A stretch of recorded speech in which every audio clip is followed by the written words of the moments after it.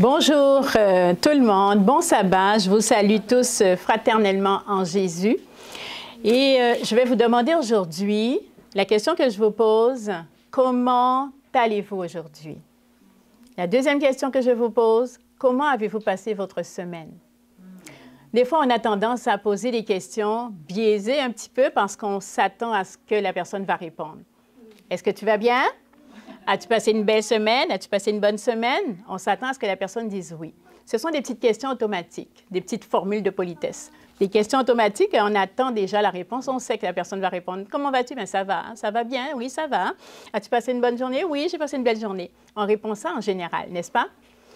Mais cela ne signifie pas que tous les jours, nous avons des magnifiques journées. Ça ne signifie pas que toutes nos semaines sont des merveilleuses semaines. Pourquoi je vous parle de ça aujourd'hui? C'est parce que cette semaine, une journée en particulier, j'ai passé une très mauvaise journée. Très mauvaise. Pas parce qu'il m'arrivait quelque chose de spécial. Pas parce qu'il y avait une mauvaise nouvelle, il y avait une catastrophe, qu'on m'avait annoncé quelque chose de mauvais. C'était même pas ça. Je ne pouvais même pas savoir moi-même pourquoi. Je ne me comprenais pas. Ça vous est déjà arrivé? Certaines personnes peut-être, là, certaines personnes à un certain âge, à un certain moment, il y a des choses qui se passent dans notre corps qui font qu'on est tout déboussolé, on est tout dérangé et on est tout mêlé et ça ne va pas bien. C'est la première fois que ça m'arrivait de me retrouver comme ça et de me sentir comme ça. Je vous dis que j'étais vraiment mal. C'était une journée où j'étais à la maison, j'étais en télétravail. Pendant la semaine, c'était ma journée de télétravail à la maison. Puis cette journée-là, je me sentais vraiment mal. Puis à un moment donné, je me suis retrouvée à pleurer, toute seule. J'ai dit, bien, une chose qu'à personne, là, parce que là, qu'est-ce qui te prend, là? Je suis en train de pleurer, je ne sais même pas pourquoi. Puis à un moment donné, j'ai crié. Mais crier à Dieu, j'ai compris ce que ça voulait dire à ce moment-là. J'avais déjà entendu l'expression « crier à Dieu ». Pour moi, crier à Dieu, je ne réalisais pas vraiment qu'est-ce que ça voulait dire. Ça voulait dire pour moi que, des fois, on lui demande, on n'a plus que lui, ce qui s'appuyait. Mais là, j'ai crié, mais dans tous les sens du terme. J'ai vraiment crié fort. Et quand tout à l'heure, j'ai entendu mon frère à côté qui a dit qu'il avait besoin d'aide, qui a dit « c'est bien d'avoir besoin d'aide ». Parce que j'ai crié après Dieu. Et je lui ai dit « aide-moi ». Vous rendez-vous compte, là, après, quand j'y repense, ça m'a fait rire après. Sur le coup, je n'avais pas envie de rire parce que j'étais trop mal. Mais j'ai crié vraiment sur Dieu pour lui dire de m'aider. J'ai dit, mon Dieu, aide-moi. Mais en disant mon Dieu, j'étais consciente que je parlais à mon Dieu, oui, mais que je parlais aussi à mon Père. J'étais consciente que je m'adressais à la bonne personne, à la seule personne qui pouvait me comprendre, alors que moi-même, je ne me comprenais pas. Vous rendez-vous compte à quel point c'est spécial, c'est précieux, c'est important de savoir qu'il y a un être qui nous connaît mieux que nous-mêmes, que même lorsque nous ne nous comprenons pas, lui, il nous comprend. Et je savais aussi que c'est le seul être qui pouvait m'aider, qui pouvait venir à mon aide. Puis quand j'ai dit « aide-moi », j'ai crié « aide-moi », j'étais sûre, j'étais certaine que Dieu allait le faire. Et il l'a fait. Il l'a fait tranquillement, il l'a fait doucement, il l'a fait d'une façon spéciale, en allant me chercher et en m'amenant au plus profond de moi-même. Il m'a fait faire un voyage, une introspection. Il m'a emmenée à l'intérieur de moi pour aller chercher, mais c'est quoi mon problème? Parce que mon problème, je ne le comprenais pas. C'est sûr que quand on parle autour de nous, ça m'est arrivé même de parler à une personne qui m'a dit qu'elle reconnaissait dans ce que je vivais à ce qu'elle avait vécu.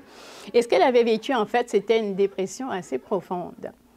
Puis elle me dit, mais je reconnais, quand tu dis que tu as une boule dans le ventre, puis que tu pleures, puis que je reconnais ce que moi j'ai vécu et ça me fait peur. Lorsque j'en ai parlé, c'est sûr que la personne, elle n'a pas le même vécu que moi. Elle n'a pas la même relation que moi qui peut l'aider. Moi, la personne qui pouvait m'aider, l'être qui pouvait m'aider, c'était mon Dieu. Mais c'est sûr que dans le monde où nous vivons, les gens, ils ne peuvent que se tourner vers la psychologie. Donc, on sait que la psychologue va être capable de nous écouter, de nous permettre d'aller à l'intérieur de nous pour aller chercher ce que nous devons faire sortir, parce qu'il y a des choses qui doivent sortir. Mais là, je me suis rendu compte qu'il y a la même chose qui s'est faite avec moi, mais pas par un être humain. Et ça, c'était particulier. Ça, c'était fort et c'était efficace. Quand je vous dis que je suis rentrée vraiment à l'intérieur de moi, que je suis allée chercher, j'ai compris des choses que peut-être j'avais plus ou moins conscience, mais que je n'osais pas regarder en face.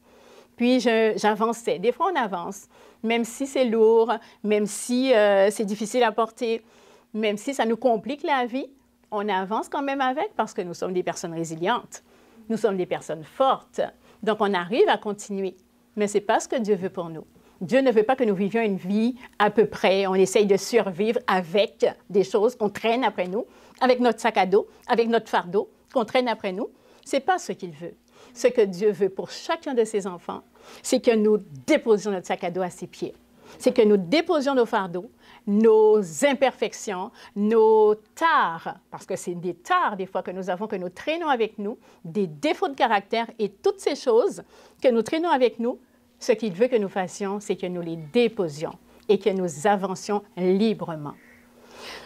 Lorsque je suis rentrée en moi-même, j'ai compris plusieurs choses. J'ai compris surtout que j'avais quelque chose que je traînais après moi qui m'alourdissait dans mon cheminement, pas forcément mon cheminement spirituel, mais dans toute ma vie, et que ça, il y avait des solutions à ça.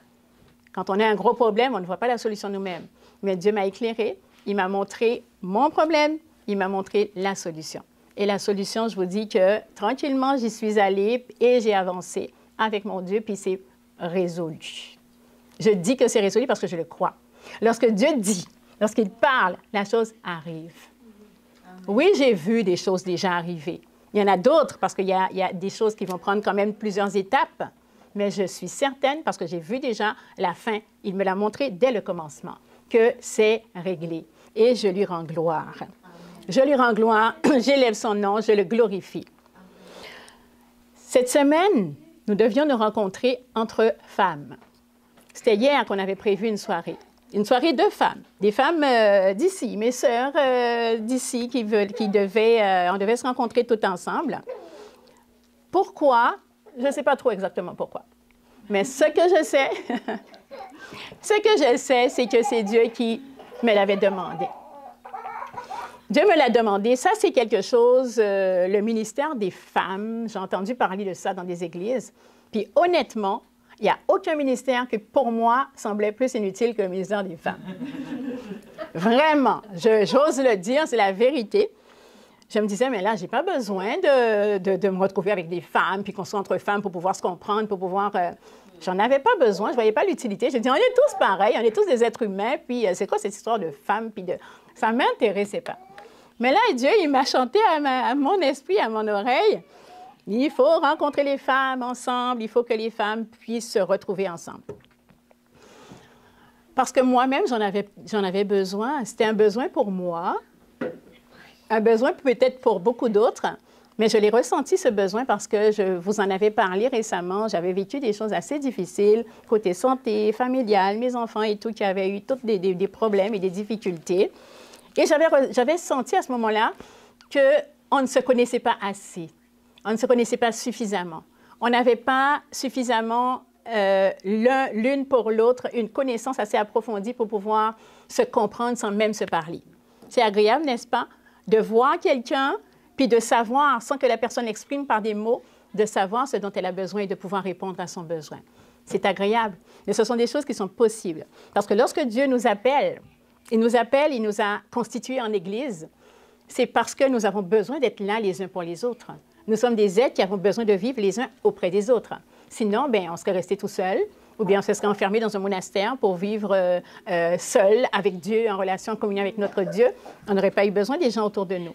Mais Dieu nous a demandé d'être là les uns pour les autres. Donc, je me suis dit, OK, on va mettre en place notre journée, notre soirée, on va pouvoir la faire. Mais d'un autre côté, je voulais écouter Dieu de toute façon, mais je voulais qu'il fasse sa volonté jusqu'au bout. Puis que si c'était le moment qui me montre que c'est le moment. Puis que si ce n'est pas le moment, qu'il me montre que ce n'est pas encore le moment. Et c'est ce qu'il a fait. Donc, mercredi soir, on s'est parlé avec une de nos sœurs qui n'était pas certaine de pouvoir être présente. Et on s'est dit, ben, si elle ne peut pas, alors qu'elle voulait vraiment être là, si elle ne peut pas, ben, je le prends comme un signe que Dieu me dit que ce n'est pas le moment. Et effectivement, elle m'a appelée, elle m'a mentionné qu'elle n'était pas capable finalement. À ce moment-là, ben, OK, c'est correct, on la reporte à la prochaine fois. En la reportant à la prochaine fois, je me suis retrouvée à devoir faire la présentation d'aujourd'hui. Donc, je me suis dit, la présentation d'aujourd'hui, elle a un lien, je ne savais pas c'était quoi le message jusqu'à hier. J'avais aucune idée qu'est-ce que Dieu veut dire. J'ai juste demandé à Dieu, c'est toi qui veux parler à ton peuple, n'est-ce pas? Lorsqu'on vient parler comme ça, on vient apporter un message, ce n'est pas nous qui devons apporter notre message. On ne vient pas dire ce qu'on veut dire, mais on vient transmettre un message de la part de Dieu. Qu'est-ce que Dieu veut dire à son peuple? Et là, le message qu'il m'a dit, ben, c'était des femmes. Des femmes, des femmes. Victorieuses, ce sont des femmes. Le message s'adresse à tout le monde, mais particulièrement aux femmes. Particulièrement aux femmes. Dieu a des choses à dire, des choses particulières aux femmes. Jésus a parlé à plusieurs femmes autour de lui, n'est-ce pas? On peut penser à qui, par exemple? Marie de Magdala, la femme samaritaine, par exemple. Et ces femmes ont été très réceptives aux paroles de Jésus. Avez-vous vu une femme dans la Bible qui était réticente quand Jésus parlait, puis qui rabrouait Jésus par ses paroles, comme le faisaient certains pharisiens? Jamais. Il n'y a aucune femme qui a manifesté ce genre de révolte contre Jésus. Les femmes étaient là simplement à l'écouter. Et tantôt, quand on a chanté, le chant qu'on vient de chanter, qui disait « À tes pieds, ô divin maître », je revois aux pieds de Jésus Marie. Lorsque Marie a oint les pieds de Jésus d'un parfum qui coûtait très cher, elle a oublié tout autour d'elle. Il n'y avait plus personne. Il y avait juste elle avec Jésus et elle était en train de faire un geste très symbolique. Elle a embaumé Jésus, comme on embaumait les morts à l'époque. Mais en faisant ça, elle a prêché d'une certaine façon. Elle a prêché la résurrection déjà de Jésus. Non seulement sa mort, mais sa résurrection. Parce qu'elle n'a pas embaumé un mort, elle a embaumé un vivant. Elle a embaumé un vivant qui représentait un Jésus ressuscité. Donc, elle l'a fait, même si autour d'elle, il y avait des regards un peu malveillants, parce qu'il y avait Judas qui était proche et qui regardait, qui disait, mais on aurait eu besoin de cet argent pour pouvoir donner aux pauvres, alors que Judas n'avait aucune considération pour les pauvres. C'était simplement pour médire, pour dire quelque chose de mal, simplement pour montrer qu'il n'est pas en harmonie avec ce que faisait cette femme. Mais Jésus a accueilli, Jésus a compris son geste. La femme samaritaine, c'est aussi une femme que j'aime beaucoup dans la Bible. Elle s'est retrouvée au puits de Jacob, si vous connaissez un petit peu l'histoire. Elle s'est retrouvée au puits de Jacob à une heure où elle était presque sûre de ne rencontrer personne, parce qu'il faisait très chaud, c'était le milieu de la journée, il y avait un soleil sûrement accablant à ce moment-là. Ce n'était pas facile pour elle, mais elle s'est retrouvée là pour pouvoir être discrète, parce qu'elle ne souhaitait pas être reconnue. Pourquoi elle ne souhaitait pas être reconnue et rencontrée? C'est parce qu'elle n'était pas fière d'elle. Ça vous est déjà arrivé en tant que femme de ne pas être fière de vous? Ça nous arrive à chacun à un certain moment de trouver qu'on aurait pu être mieux, que d'autres peut-être se comportent ou paraissent mieux que nous. Mais cette femme avait vécu une vie difficile. Elle avait eu plusieurs maris. Jésus le lui a mentionné. Elle a eu plusieurs maris dans sa vie, plusieurs hommes dans sa vie, et elle était avec quelqu'un qui n'était pas son mari. Donc, comment se sentait-elle? C'était quoi le regard qui était posé sur elle, cette femme? Comment les personnes dans sa société, dans la société dans laquelle elle vivait, la voyaient? Est-ce que c'était une personne valorisée, une personne qui semblait importante aux yeux des autres? Non, bien au contraire. Donc, c'était une femme qui avait sûrement une estime qui était très, très, très basse. Et Jésus a été capable de la relever. Elle me fait penser à plein d'autres femmes dans le monde. Nous sommes dans un monde où il y a plusieurs sociétés, comme dans la société de Jésus, qui était une société patriarcale où les hommes avaient toute l'importance. Jusqu'à maintenant, avez-vous remarqué que les femmes ont la vie très difficile? À plusieurs endroits dans le monde, les femmes ont la vie très difficile. Il y a certains pays, je ne voulais pas citer trop des pays, mais en Inde, par exemple, où on les marie de force, où des petites filles doivent se marier, des fois plus proches qu'on le pense de chez nous, ne serait-ce qu'en Guyane, du côté de la forêt amazonienne. Ils marient dans un coin de ce pays-là, ils marient des petites filles dès l'âge de 11 ans. Et à un moment donné, quelqu'un que je connais m'a demandé si je serais prête à en adopter une avant ses 11 ans pour qu'on ne la marie pas de force. J'étais d'accord avec ça, j'ai répondu que oui, mais je pense que la petite fille n'a pas voulu venir jusqu'au Québec parce que j'étais ici, c'était l'an dernier. Puis finalement, elle n'est pas venue et je pense qu'elle serait mariée à l'heure qu'il est. Donc, ce sont des choses qui sont très difficiles que les femmes vivent. Il y a des femmes qui vivent complètement à l'ombre des hommes, complètement cachées, complètement rejetées et qui sont considérées comme inférieures. Au Québec, des fois, ce n'est pas mieux non plus. Il y a des choses aussi qui arrivent qu'on ne sait pas, mais qui arrivent également. Dans les églises aussi, les femmes n'ont pas forcément la place qui leur est due. Je vais vous raconter une petite anecdote qui s'est passée il n'y a pas très longtemps, mais ça fait quand même, ça fait quelques années quand même, ici, à Québec. Je me suis rendue dans une église protestante, je ne vais pas nommer quelle dénomination, mais je me suis rendue à cette église et j'ai eu l'occasion de discuter avec un homme dans cette église. Donc, j'ai parlé avec lui, puis je n'étais pas d'accord avec ce qu'il apportait comme une doctrine qu'il apportait qui était complètement contraire à la parole de Dieu. Donc, je lui en ai parlé. Il a vu que je le contredisais d'une certaine façon, qu'il s'est senti insulté. Et il s'est senti tellement insulté. Savez-vous ce qu'il m'a dit? Allez vous faire enseigner par un homme. Ça m'a vraiment marqué. Là, j'ai dit, OK, s'il ose me parler comme ça, mais là, il était sorti de ses gonds. Il ne pouvait plus garder sa façade parce que c'était quand même quelqu'un qui avait l'air d'être un ancien dans l'Église. Puis, il y avait quand même une façade pour montrer que c'est un homme de Dieu. Mais là, j'ai fait sortir complètement de son masque. Puis, il est sorti de son masque pour me dire que il m'a carrément insulté, pour m'envoyer me faire enseigner par un homme. Parce que pour lui, une femme n'a pas le droit à la parole dans une église. Ce sont les hommes qui doivent apporter la parole. Ce sont les hommes qui prêchent et les femmes se taisent dans l'assemblée. Alors, je suis venue à la pensée de me demander ici, maintenant, aujourd'hui, en tant que femme dans nos églises chrétiennes, comment nous sentons-nous? Trouvez-vous que vous avez votre place? Sentez-vous que vous pouvez vous exprimer librement? Je pense que oui, parce que nous sommes libres en Christ. Jésus a dit lui-même qu'il n'y a plus ni juif ni grec, il n'y a plus ni esclave ni libre, il n'y a plus ni homme ni femme.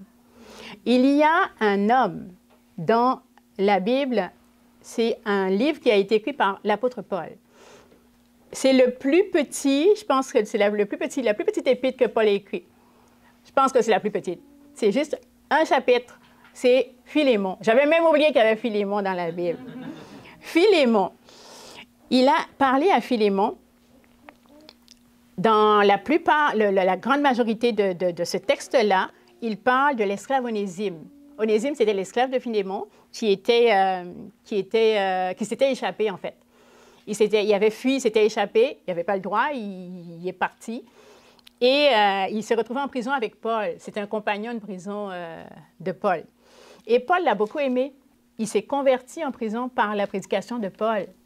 Et dans l'épître à Philémon, Paul, il prêche carrément pour Onésime, pour demander à Paul des grâces pour lui. Il intercède pour lui pendant tout l'épître. Il intercède pour Onésime, qui est l'esclave. Et il demande à Paul de considérer maintenant, non plus comme un esclave, mais comme un frère en Christ.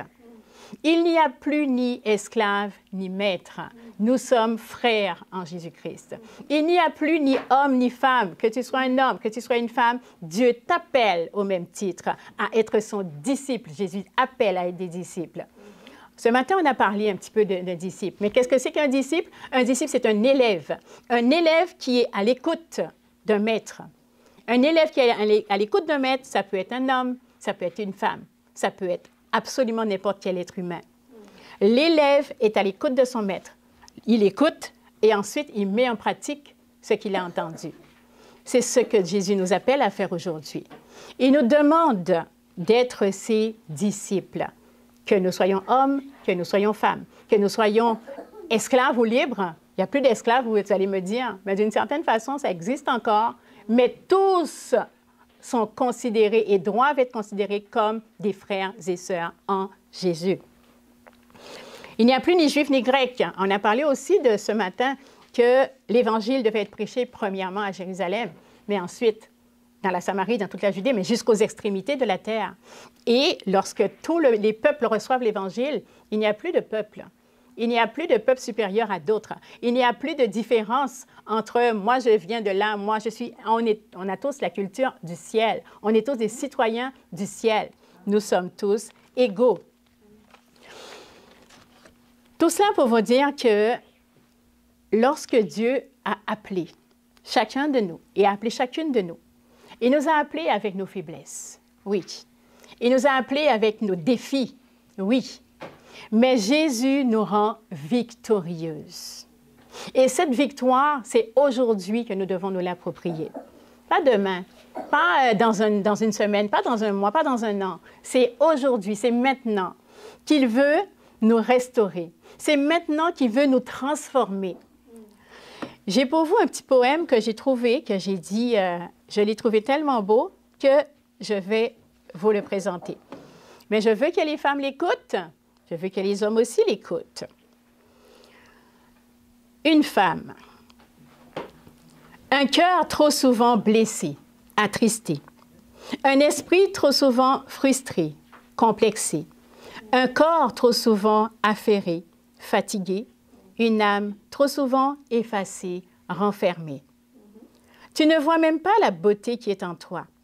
Tu n'as pas idée de la valeur et de ton potentiel.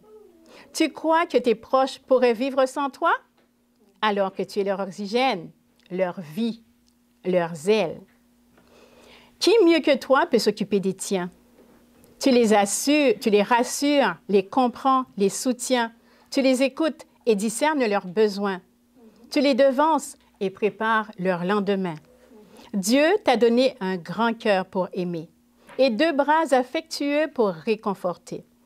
Il t'a donné des yeux doux pour pleurer et une bouche pour encourager et prier. Il t'a donné la force et la tendresse pour faire de tes amis des vaillants héros. Il t'a revêtu de beauté et de sagesse pour conseiller et influencer les plus hauts. Quand tu es découragé et abîmé, ta pudeur te pousse à le cacher. Tu donnes toute ta vie pour ceux que tu aimes. Tu te soucies d'eux dans la détresse même. Chaque femme est unique, belle et indescriptible. Pour les hommes, un mystère, une perle incompréhensible. Pour ses amis, un roc, un soutien indéniable. J'ai trouvé ça très beau. Les femmes sont merveilleuses aux yeux de Dieu. Elles ont un potentiel incroyable. Lorsque les femmes se donnent, elles se donnent complètement. Lorsqu'elles s'investissent, elles ont une sensibilité qui leur permet de comprendre, qui leur permet de comprendre même au-delà des mots. Et lorsque je regarde le verset que nous avons lu au début, qui se trouve dans Luc chapitre 24, versets 9 à 11, à leur retour du sépulcre, elles annoncèrent toutes ces choses aux 11 et à tous les autres.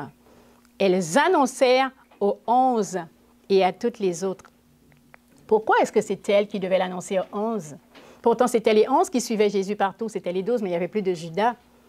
Ils suivaient Jésus partout, pourtant. Pourquoi n'étaient-ils pas présents à la résurrection de Jésus, les hommes? Qu'est-ce qui s'est passé? Ils ont tous pris la poudre d'escampette parce qu'ils ont eu peur. Leur maître a été tué, crucifié. Ils ont peut-être eu peur eux aussi de se faire tuer. Ils se sont peut-être cachés, mais les femmes étaient présentes. Les femmes étaient présentes à la résurrection au tombeau dès le matin très tôt. Elles étaient là. Et c'est elles qui ont annoncé ces choses. Celles qui dirent ces choses au verset 10 aux apôtres étaient Marie de Magdala, Jeanne, Marie, mère de Jacques, et les autres qui étaient avec elle. Ils tinrent ces discours, ça c'est les hommes là, ils tinrent ces discours pour des rêveries et ils ne crurent pas ces femmes. Ils tinrent ces discours pour les rêveries. Avez-vous vu un petit peu le manque de considération? Ils n'étaient pas là, les hommes, au moment de la résurrection. Les femmes leur apportent le message et elles pensent que ce sont des rêveries. On sent un petit peu déjà comment est-ce qu'ils voient les femmes. Ils les prennent pour des personnes qui rêvent, pour des personnes qui sont trop sensibles, pour des personnes qui sont trop sous l'émotion. Mais nos émotions sont nécessaires. Dieu nous a créés avec nos émotions. Dieu nous a créés avec notre sensibilité. Il nous a créés, comme dit le poème, avec des yeux doux pour pleurer, mais aussi avec une bouche pour encourager et pour prier. Dieu nous a créés tels que nous sommes. Dieu t'a créé tel que tu es. Dieu vous a créé tel que vous êtes parce qu'il avait besoin de vous comme vous êtes. Il nous a appelés comme nous sommes. Il a besoin de nous et il sait que nous pouvons faire de grandes choses. Ces femmes, à ce moment-là, elles ont prêché en allant dire aux autres que Jésus était ressuscité.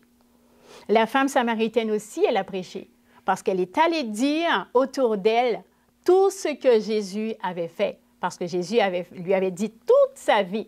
Donc, elle est allée dire, ne serait-ce pas le Christ? Ne serait-ce pas le Christ? Marie aussi, lorsqu'elle s'est penchée sur Jésus pour pouvoir l'oindre du parfum, elle a prêché. Elle a prêché la résurrection aussi de Jésus. Les femmes sont là pour apporter des nouvelles. Et ce sont celles qui sont capables, plus vite que les hommes, d'aller annoncer l'Évangile de toutes les façons. Pas seulement avec la prédication. Parce que j'ai bien dit dans les 3 exemples que j'ai donnés, elles ont toutes prêché, mais ça ne veut pas dire qu'elles étaient debout en train de prêcher avec une Bible du haut de la chair. Lorsque Dieu nous appelle, il ne nous appelle pas à être des chrétiens dans une église. Il ne nous appelle pas à être seulement là à prêcher le sabbat matin pour pouvoir apporter un message aux gens par la prédication. L'Église, c'est plus que ça. L'Église, ce n'est pas ce lieu, ce n'est pas ce bâtiment, là où nous nous réunissons à chaque semaine, mais l'Église, c'est chacun de nous. Nous sommes des pierres vivantes. Nous sommes des pierres, c'est nous. Là où nous sommes l'Église. Et Dieu nous demande de prêcher par notre vie, par nos actions, par nos bonnes œuvres qu'il met en nous, par nos paroles, par notre écoute, par notre cœur, par notre sensibilité, par nos émotions, par tout ce qui fait de nous ce que nous sommes. Il nous demande d'apporter sa parole comme nous sommes, parce que c'est ça qu'il nous a donné. La place de la femme dans l'Église, elle est très grande, elle est très importante, elle est même capitale. Mais rappelons-nous que l'Église, ce n'est pas forcément le bâtiment. Il faut qu'on se retrouve à l'extérieur, que là où nous sommes, que Dieu puisse nous utiliser, que nous soyons toujours disposés et disponibles à nous laisser utiliser par lui comme des instruments entre ses mains, parce que c'est ce que nous sommes, des instruments entre ses mains. Il n'y a plus ni homme ni femme, ni esclave ni libre, ni juif ni grec, mais nous sommes un en Jésus. Oui, nous sommes victorieuses, nous les femmes, mais nous sommes tous victorieux. Là, je te rejoins. Nous sommes tous victorieux parce qu'il n'y a plus ni homme ni femme, n'est-ce pas? Donc, nous sommes tous, en tant qu'enfants de Dieu, nous devons saisir cette victoire que Jésus nous donne, que nous puissions vraiment l'acquérir, que nous puissions nous l'approprier pour pouvoir vivre avec dès maintenant, mais pour l'éternité. Je vais vous inviter à vous prosterner pour la prière.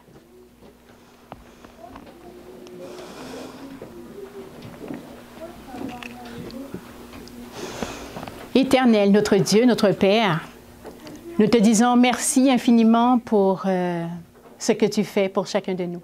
pour qui tu es, le Dieu éternel qui a fait de nous ses enfants et qui prend soin de nous à chaque instant.